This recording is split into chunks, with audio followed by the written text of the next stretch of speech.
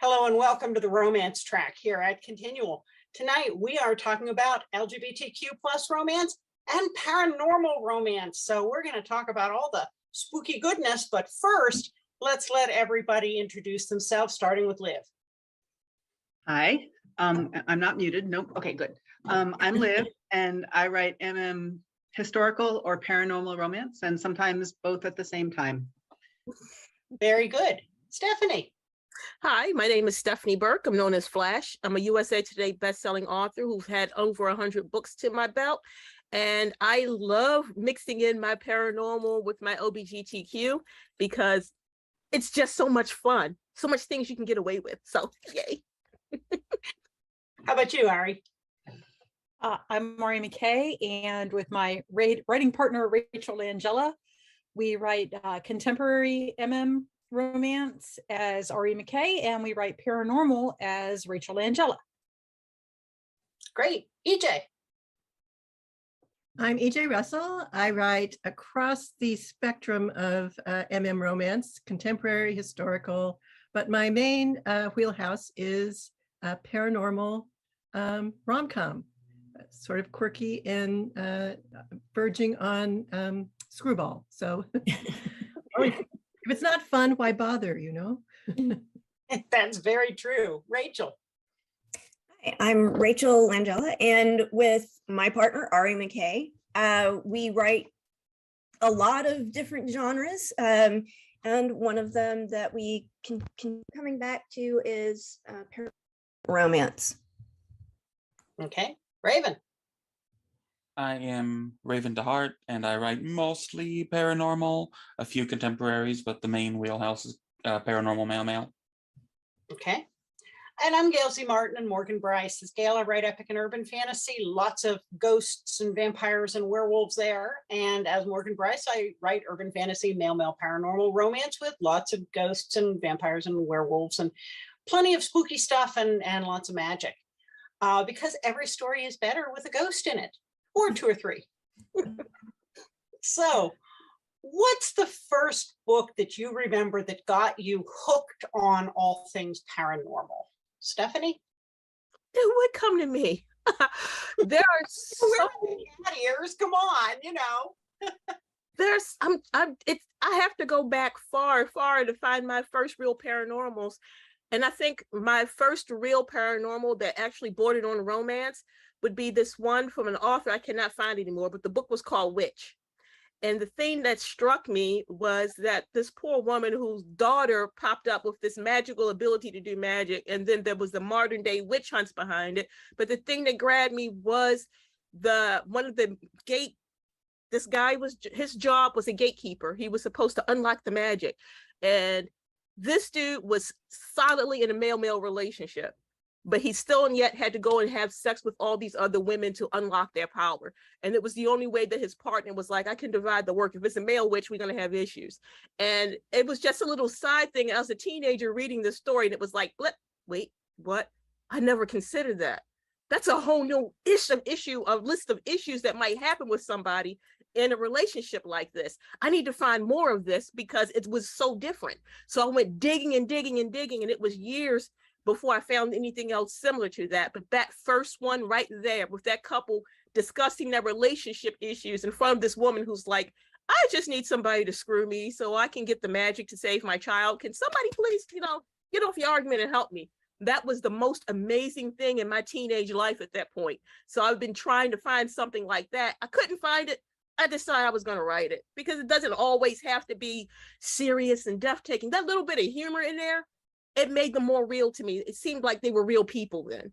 And I love that. So that was my first. Okay. Ari. Oh, I started out with a lot of the old Alfred Hitchcock stories for children was where I got my start in paranormal. And probably the first big one that I ever read was Salem's Lot by Stephen King. And that's where I started my love affair with vampires for forever. Sounds fair to me. EJ? Actually, we have to go way back. I was about 8 or 9 and visiting my grandmother in a very tiny town in Illinois. Their library was only open 2 days a week, 2 afternoons a week, in fact. And I found this book in a stack on the floor called Horace. And it had an embossed little dragon on the front, which I thought was very interesting. I'd never been exposed to that before. And it was, for one thing, it was a British fantasy, a British children's fantasy about a girl who meets a baby dragon on her way to the greengrocer one day. And he invites her to tea, which requires her to jump off the bridge. And she finds herself in a world of dragons. And it taught me so many things, that book. The first thing was to learn from context, to extrapolate from context, because my grandmother had an 8th grade education. She didn't know anything about, British terminology. So it's like, what's a greengrocer? Do they only sell green food? And she found a half a crown once. Well, a half a crown wouldn't fit on your head, really, would it? So it was like, it opened up a whole new world. And it not only sort of instigated a lifelong love of the paranormal and fantasy, but also of British humor and British children's books. And I sort of, once I discovered Diana Wynne Jones, it was like, it was all over. How about you, Rachel? I kind of have to go way back as well. I think I probably started dabbling with fairy tales, like that laid the foundation. But when I was 9, I think, it was the year after the original Star Wars came out. Ralph Bakshi did a Lord of the Rings animated movie, but he only went from Fellowship of the Ring through the first half of the Two Towers. And the same enabling friend of the family who took me to see Star Wars the previous year took me to see this. And of course, it ended on a cliffhanger. And I was like, but what happened? And she was like, want to read the book? And so that's what did it. From there, it was just, full on C.S. Lewis, and then segue to Stephen King, and no looking back since. I totally get that. Raven. So for like paranormal and fantasy in general, that's what I read growing up. For Paranormal Romance, I remember the first one, and it was Nora Roberts' Key trilogy, Key of Light, Key of Knowledge, Key of Power. And I remember reading that at an age that was not appropriate. We don't need to we won't say what age it was, but I had a library card. So, but yeah, so that was my first paranormal romance, fairies, and there's something evil in the love story. That's odd. Yeah. I mean, I got hooked on all things paranormal as a preschooler watching Dark Shadows, the old spooky soap opera. And that got me into vampires and werewolves and ghosts and witches and magic and time travel and all that good stuff. And I went looking for more of it. And I think the first book that I really remember reading like that was Jane Emily. And it was this was before they called things YA, but it was a middle grades book, and bought it at the Scholastic Book Fair. And it was about a headstrong girl who haunted the garden ball at her grandmother's house and wreaked havoc on the family because of that haunted garden ball. And I've always given the side eye to garden balls ever since then. They're suspicious and dangerous. But I also read the Alfred Hitchcock and the Three Investigators, and anything that had a whiff of ghost story in it, because that was always just better. How about you, Liv? So I don't remember, sort of. I was the kid who read a book a day in middle school, and I used to reread the Lord of the Rings trilogy every year, at least once a year in high school. And I don't think this is the first vampire book that I read, but the first one I really remember was Lestat, and Rising of the Vampire Lestat. And that blew my mind, and also made me completely dislike Louis And so I've never, like, when I read Interview, I was just like, who is this whiner? But I think the first, I'll wrap up quick. The first sort of urban fantasy paranormal that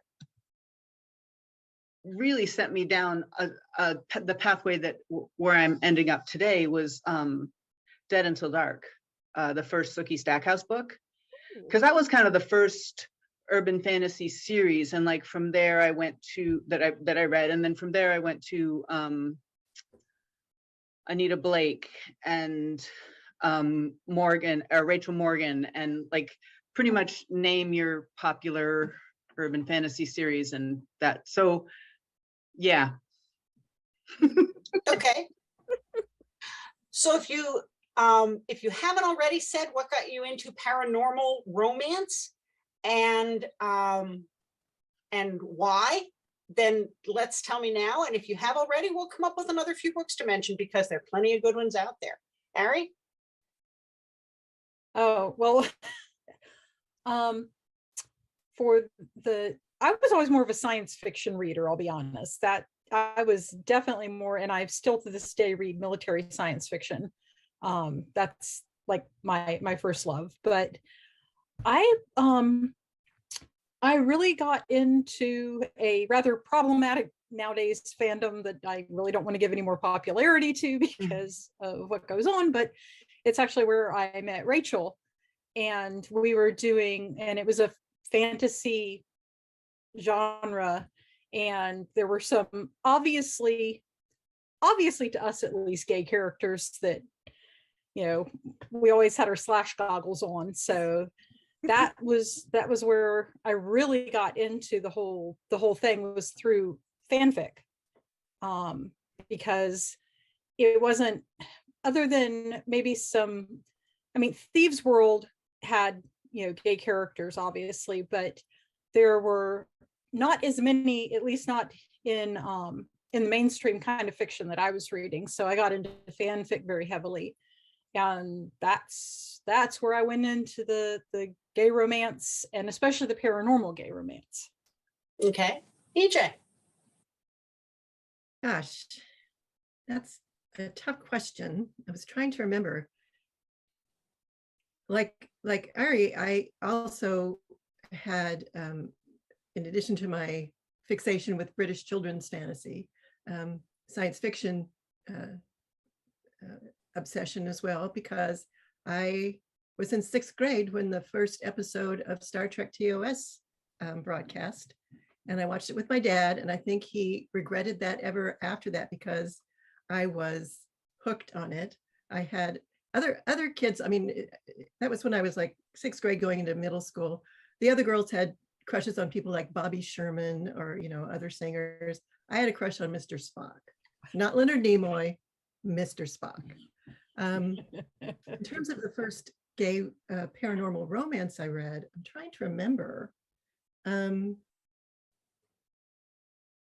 it was, I think I couldn't find any, and that's why I wrote one. This was like back in 2011. And I had only recently discovered, you know, Josh Lanyon's Adrian English series. And Suzanne Brockman had written her Jules and Robin marriage story, All Through the Night. But there wasn't anything that sort of scratched the itch. At least I didn't know how to find it at that time. I suspect that there were a lot of books, but I didn't know about them, which is why I wrote my first ghost story book. My first published book was a supernatural suspense as a result of that. Cool. Rachel?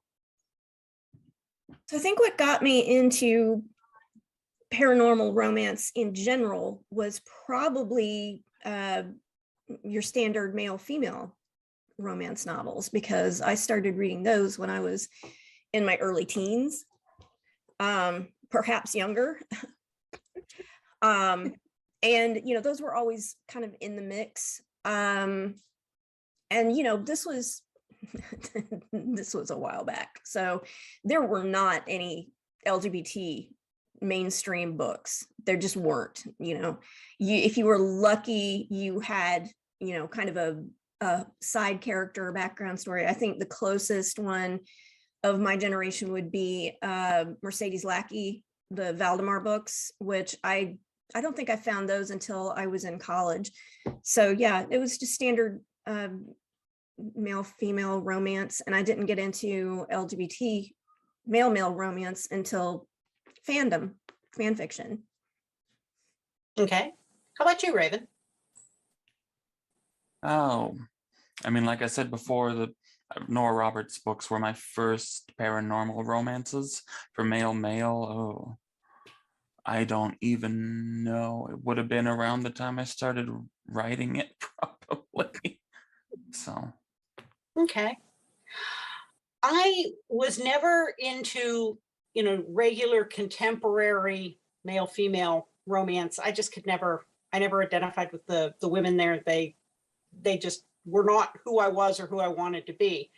But if you threw in a vampire or a ghost or a werewolf, then I could look past some of those shortcomings. And a lot of times those books had female characters that weren't wilting daisies, who kicked some real ass and were much stronger characters. So I read Patricia Briggs's Mercy Thompson series and Sherilyn Kenyon's Dark Hunter series. And of course, I read Interview with the Vampire, which probably counts as my first male-male romance because there was a lot of subtext there, even if they never really came out and said it. We all knew.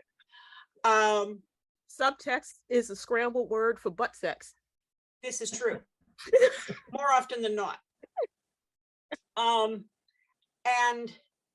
Dead Until Dark, the Sookie Stackhouse books.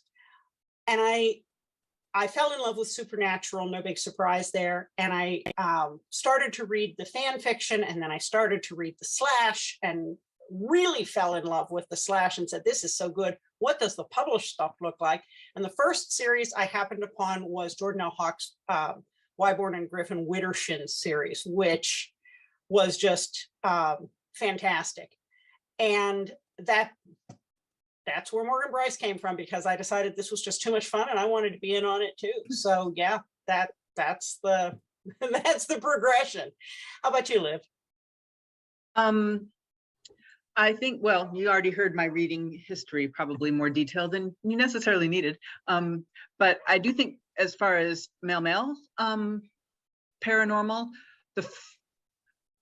I won't swear to it, but the first one I really remember was the Magpie Lord series by KJ Charles. And to this day, I still want to be KJ Charles when I grow up. I think a lot of us do. How about you, Stephanie? Well, like I said, Witch was the first one that I actually read that had male-male element. Well, was straight out male-male, even though they were secondary characters. Maybe even tertiary if you look at it some ways, but they were there. The thing that really got me into paranormal, though, I have to say, is Clan of the Cave Bear. Now, that's an interesting way to go about it, because I come from a long line of Southern root workers. So ghosts were not things that you play with in my family. No, you do not deal with that at all. But when I was about 12 years old, my mom tossed me Valley of the Horses. And she's like, well, book is thick enough, that'll keep you occupied. I don't think she knew that book was nothing but sex on top of sex with sex in between. But in the middle of all of that, the whole paranormal elements of her going back and having her totem talk to her and having the fantasies with the Malgur and all that, that struck me as like, oh, wow, that's not this scary, the devil's going to pop up behind a cornfield and shank me type of stories as I've been hearing about. This one's a lot more interesting. It's a lot more fascinating. So that kind of grabbed my attention towards the paranormal, which in turn pushed me towards out of Jean Ahl, to Anne McCaffrey and the Dragon Rider series. And it was like, wait, what? They're doing stuff like that. Because when the dragons went in the heat, I was like, oh. Once again, it was that feeling that I got when I stole my mom's Harlequins when I was like 8 years old. Like, why is my belly feeling this way? That's really weird. It was that thing all over again. It was new. It was exciting. It was something I wanted to explore. So since I couldn't actually find people that look like me or the subjects that I really wanted into that, so I started writing it myself. And then when I started writing it, I found Small Press, because Small Press was where all the good stuff was hanging out at. So it was like, okay, that's when you ran into your Kate Douglases or your Camille Anthony's, who actually had the, you know, oh, she writing crack fic and getting away with it. That was Camille. That was her straight up and down. So that was another introduction to tell me, you know what, just because you were raised a certain way to believe certain things doesn't necessarily mean that it's true. Expand your horizons a little bit, see what other cultures and what other people have to feel about this. So I have a lot to thank the Valley of the Horses for, which in turn made me go back to read The Clan of the Caveman, which was like, oh, and then the rest of the series. So yeah, that one mom trying to throw me something that she bought for 10 cents at a thrift store because it was thick, opened up a whole new world. And she regretted it because I started making her stuff. Like, Mom, read this. Oh my goodness. Stephanie, how old are you to be writing this stuff? What happens next? So I sorely put the blame on this on her. It's all her fault. Yeah, there were definitely, my parents had a rule that I could, you know, if we went to the mall and I went to a bookstore, I could ask for a couple of books, and that wish was going to be granted. I, you know, wasn't going to get a record album. I wasn't going to get other stuff, but if I asked for books, I could be pretty sure I could get one or two. They never looked inside those books. There was no concept of age appropriate. I learned so much, not all of it accurate, but I learned a lot. But it was so much fun. It was so much fun in the learning. Yes, yes. And my husband later confessed that when he joined a book club, he picked the selections that had the asterisk next to them that said mature content. He didn't care what the book was. He got all the ones with the mature content, as a teenage boy would. So we all had ways to work the system. When when I was like 8 or 9, my grandmother said, "Oh, this book has a dragon on the cover. It was Red Dragon."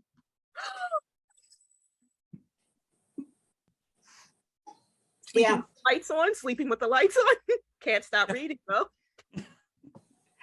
So when you started writing and you've got this love for paranormal and romance, how have you brought that together? What kinds of things do you write about, and what are the things, what kinds of stories do you write now that bring those things you love together? EJ?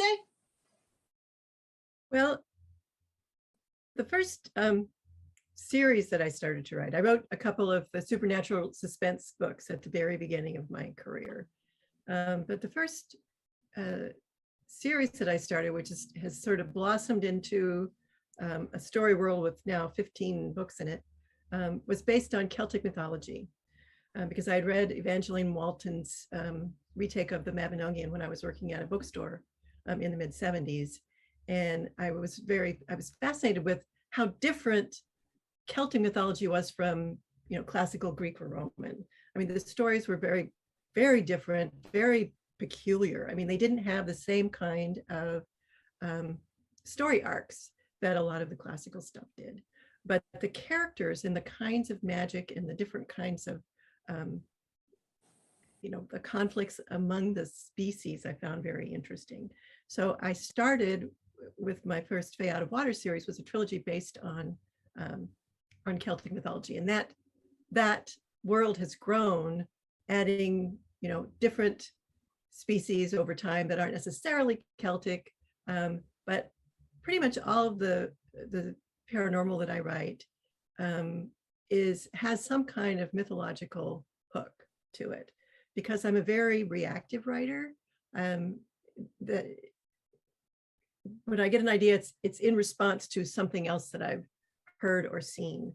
So those kinds of stories, the mythological stories, fairy tales, they spark the idea for the next story. So I've sort of branched off now from Celtic. I've got one book that's actually brings in the Greek pantheon, because, you know, they needed to get their asses kicked because they were not good people. But it's so much fun because you can take that as a jumping off point and then make shit up, which is one of the things I like the most about writing paranormal. It's like, as long as I'm consistent with my own world, it can be anything I want it to be. Absolutely. Rachel? I think the main thing that Ari and I have been veering towards is urban fantasy, our Asheville Arcana series.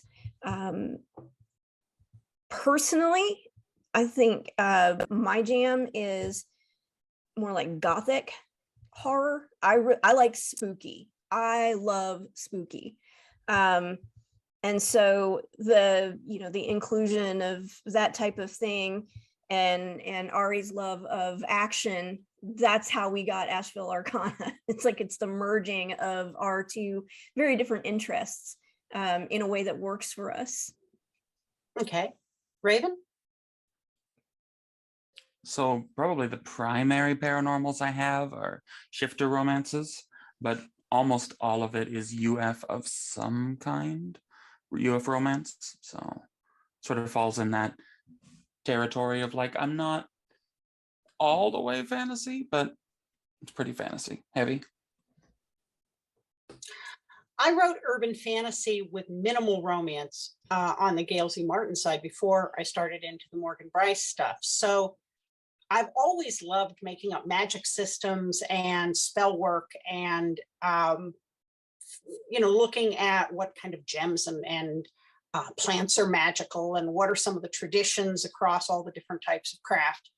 And so when I started the Morgan Brice stuff, I hadn't fallen for a fandom like I fell for Supernatural since back in the day when I originally fell for Star Trek, the original series.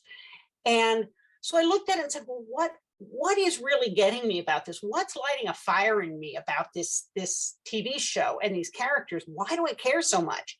And I tried to answer that and find the elements that made me love it so much, and then find ways to put them in original stories that still had the paranormal aspect, the ghosts, the magic, the monsters, but in original settings and original stories. And so that's my hope with my books, is if that's the kind of stuff you like, I've got more of the same thing with the same kind of vibes, because that's what I go for when I'm looking for a book by somebody else. Is, does it have those vibes? Okay, I'm in. Liv? I suppose to an extent I'm like EJ, sort of a reacting to what's going on around me type writer. When my oldest kid was in middle school, we watched all 7 seasons of Buffy, and out of that came my first published book, which was a vampire story that it was sort of a mashup of Buffy and Spider-Man. It worked. I don't know. Fast forward 5, 6, 7 years, and I was sort of breaking up with the Catholic Church, which, that's big. And out of that came Thaddeus DuPont, who's the vampire character I write in the Hours of the Night series that I co-write with Irene Preston. And I get to sort of, through Thaddeus, get to explore my feelings about, as he's adapting to modern life, how am I adapting? I don't know. And then my most recent series, Soulmates, honestly, it's MMM paranormal. There's a vampire, a shifter, and I'm not sure quite what he is. But I had started it a while ago and then picked it back up and really expanded from a novella to a novel, and now 3 novels and a couple of shorts. But it was during the pandemic. It was during that time. And I really wanted to make it as glossy and glitzy and sexy and pretty as I could, because real life was just a brag. So yeah, that's sort of how my paranormal gets filtered through my life, or vice versa. That makes sense. Stephanie? Well, that's kind of hard, because I'm a sci-fi baby myself. So, the first novel I wrote was about a pregnant man who crash landed on a planet and gave birth to twins. Oh, sweet revenge. So when I decided to try to loop a little paranormal in there, I didn't even realize I was doing it. It was just for a short story in a collection of a single author anthology of short stories. I just threw that in because it was cute. And it actually grabbed a lot of attention. It was like, wait a minute, people are having fun with this. Let's see if I can push this a little bit more. So then I started delving into different gods and different pantheons and in different cultures, not just the pantheons that we know. I wanted to get into some that we didn't know too much about. So I was heavily into the Chinese and Japanese pantheons. Sometimes it was Indian. And then, you know what? It was like, you know what? Let's just mix them all together. And we were mixing them all together because we have all these Asians over here now. Let's pull some Native Americans in and let's go back to the Southern roots and let's pull that in. It's like a gateway drug. You open it up and you start learning about something. It grabs your attention. It fascinates you. You want more. I mean, I want more than the person who trips through the fairy ring or slides through a mirror. Let's just say, you know, just take the Asian perspective. You were minding your own business, but evil noticed you. And because evil noticed you, you now have a problem. Doesn't matter if you're good or bad. Things like that. And the way different cultures approach their paranormal has always been fascinating to me. So then I started grabbing and learning everything I can. And if I learn something, I'll automatically want to share it with a whole bunch of people. So that just led to me writing more and more and more. I think one of the first solid series that I did that definitely was straight out for paranormal for this purpose was the series I bought for my daughter. I made for my daughter, the Mayflon mystery series. And that's the one where I actually incorporated the Fae into modern society with everyday life, starting around World War II. And it worked up to now. So we had action, we had adventure, we have murder mysteries going on, all involved with a character that's roughly designed with my daughter's attitude in mind, which was great. People loved it. And from that one, we went to the Wild Hunt, which is a lot of Celtic mythology. Who else is going to find Charon, the Scottish devil, and make him like the master of a BDSM club?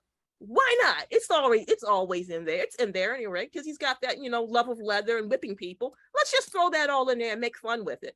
So anything that actually grabs my attention will eventually find its way into a book.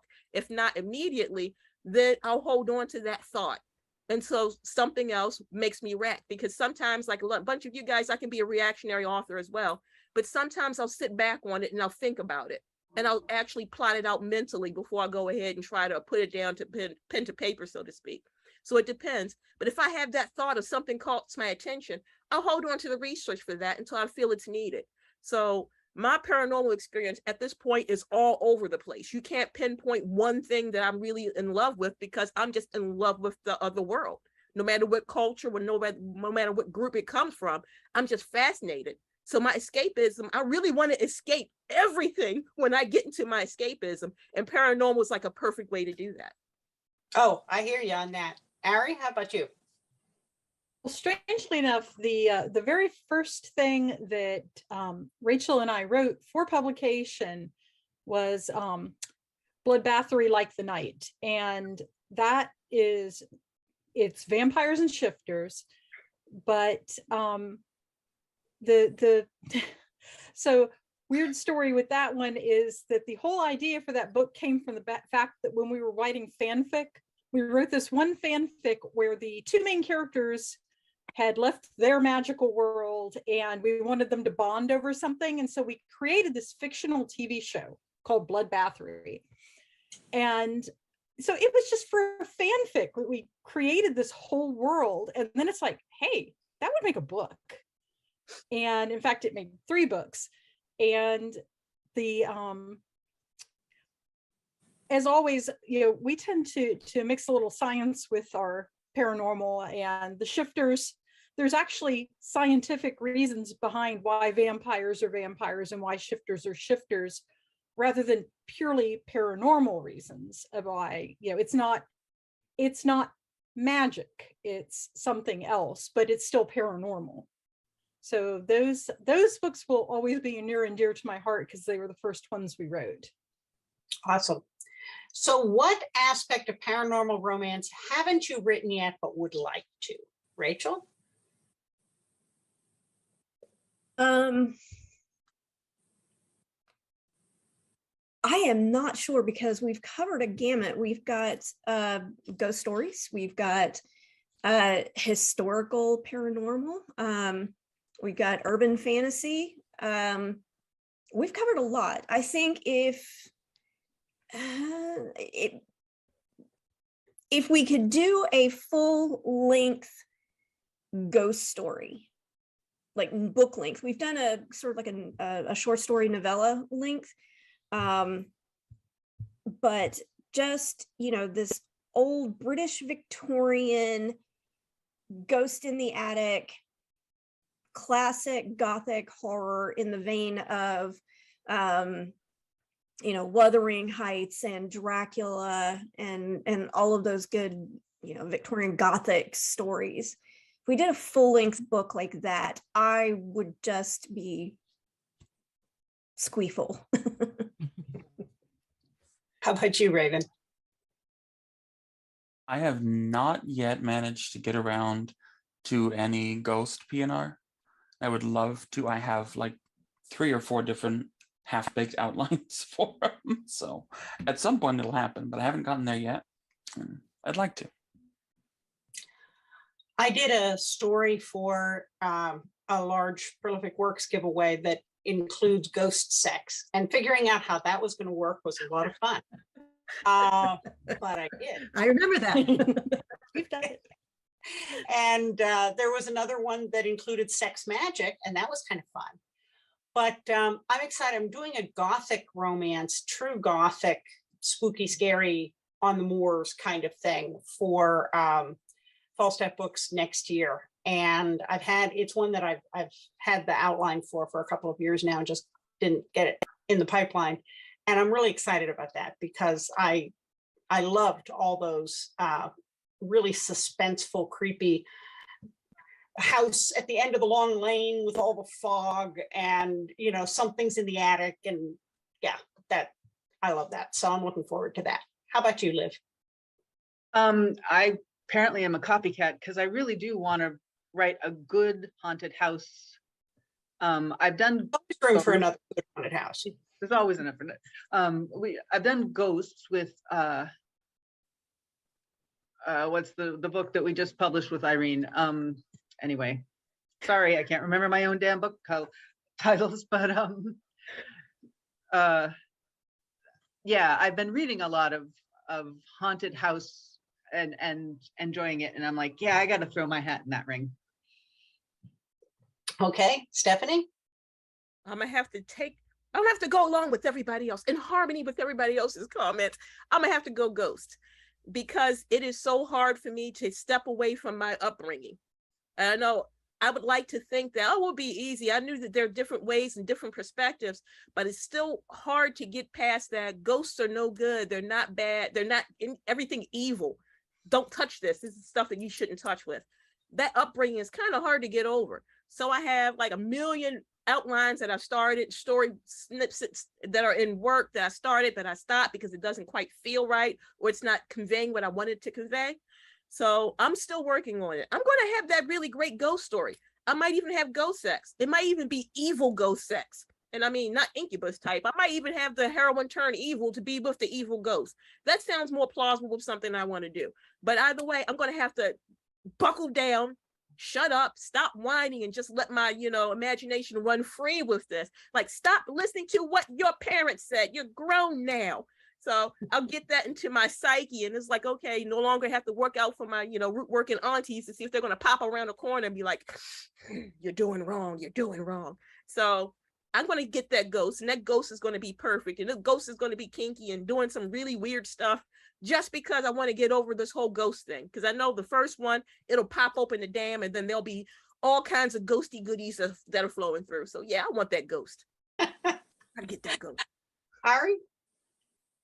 Oh, I'm going to say that I don't really want to write ghosts, but so I'll be the odd person out here. And what I really, really, really want to write is I would like to do a shared world, very much like Thieves World, high fantasy kind of thing, because Thieves World is one of my great and first loves, and as far as the fantasy type genre, and I just think that getting a whole bunch of authors together and having shared characters and being able to do that would be just so much fun.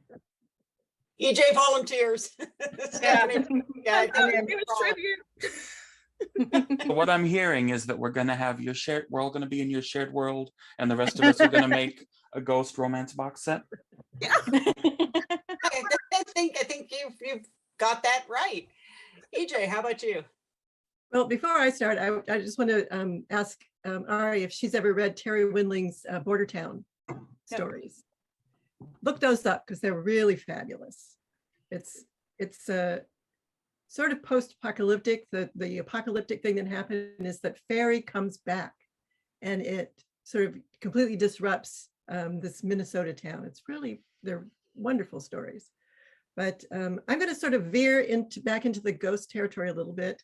I've got an idea about a post-apocalyptic I want to write, and possibly some more science fiction. But my most recently completed series was a mashup of cozy mystery and paranormal romance, and I kind of want to do the same thing with ghosts. Not necessarily put the ghosts in the love interest, but make it a mashup of supernatural ghost presence and cozy mystery. So I've got an idea for a series about that. And the other reason I want to revisit ghosts, my first book was a ghost story, but it was much darker, and I want to make it funny. So humorous, cozy, paranormal ghost mystery stories. Sounds like a winner to me. Yeah. Now, we have blown through our time, but I want to go around real quick and let everybody say where people can find you online. And if you have a new, recent, or upcoming book, let us know about it. Starting with you, Raven. So if you want to find my work, you can find it at ravendeHart.com, or I'm Raven deHart, basically anywhere there's social media. And the newest PNR is on, you can't get it on Amazon, but you can get it on Steam or on Google Play Store. It's called Freshman Magic Spellbooks and Tangled Sheets. Ooh, sounds good. I'm GailZMartin.com and MorganBrice.com. All the social media is a variation of either of those names, so spell them right and you'll find me.